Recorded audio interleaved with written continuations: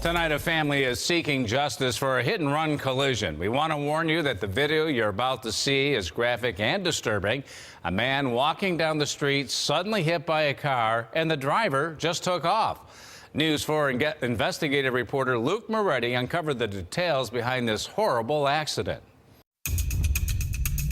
It was around 9:30 in the morning on Friday, October 4th, 2013. I thought it was horrible how someone could run somebody over and just leave them. Mohsin Nagi, 76 years old at the time, is seen in the surveillance video walking down Kensington Avenue on the city's east side. Everything looks fine. Then you see him crossing Thatcher Avenue.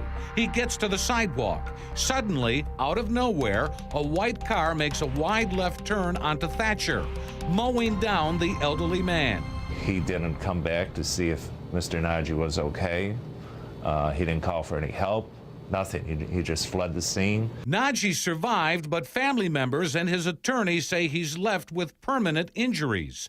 Watch again as the vehicle actually rolls up on the sidewalk, leaving Nagi very little time to react. The video shows a person getting out of the driver's side. According to a police accident report, the driver fled from the vehicle north on Thatcher. For someone to be that reckless and careless and then to leave the person, it's just, to me, it's unimaginable.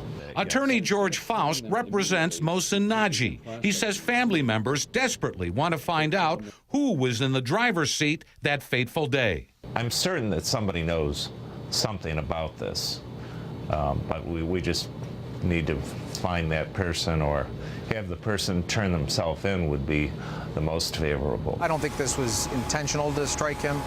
We haven't had any information in our investigation to suggest that.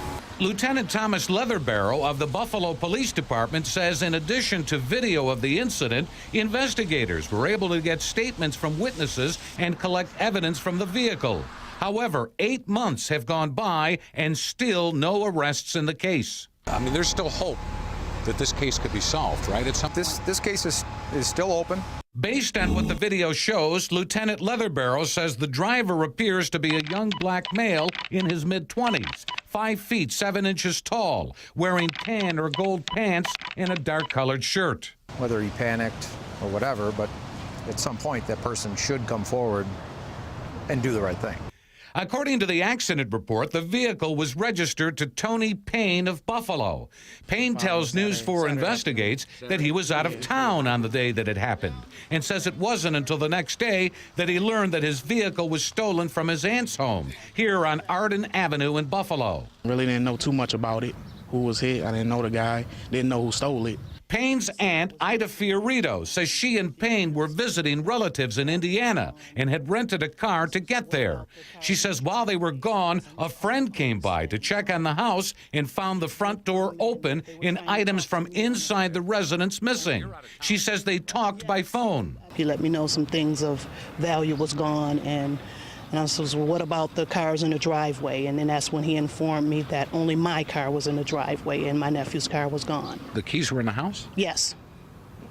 So they took the keys, got in the car, and left? And whatever else they took out of my house in the car and went about their business. Fiorito says she told her friend to call the police. We have confirmed to the best that we can that they did, in fact, leave and go out of town for a few days. We've had contact with the E-District detectives to try and work both cases together, seeing that they're most likely hand in hand. But police say so far they have not had any luck coming up with enough evidence to make an arrest. Not in the break-in on Arden Avenue where the vehicle was reported stolen, or the hit-and-run on Thatcher Avenue, which is located about a mile away. Ida Fiorito says she hopes the person who struck Mohsin Nagi with her nephew's car does the right thing and comes forward. If nothing else, this individual who was hit deserved to know, who's the person responsible for ruining his life. Attorney George Faust says his client suffered serious brain damage and that initially it was unclear whether Nagi would be able to survive. He still could die as a result of this. It's not like it's just healed or anything like that. I mean, he could still have complications and he still could die. I mean, this could turn into a murder situation, a negligent homicide. Luke Moretti for the 10 o'clock news. And tonight, Buffalo police are asking for the public's help in solving this case. Again, it happened on the morning of October 4th, 2013 at Kensington and Thatcher. Anyone with information is asked to call the confidential tip line. That number is 847-2255. That's 847-2255.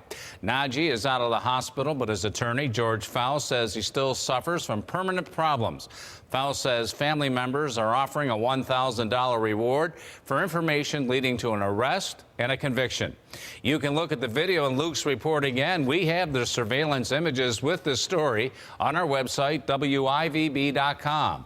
Look for the special report posted right on our homepage.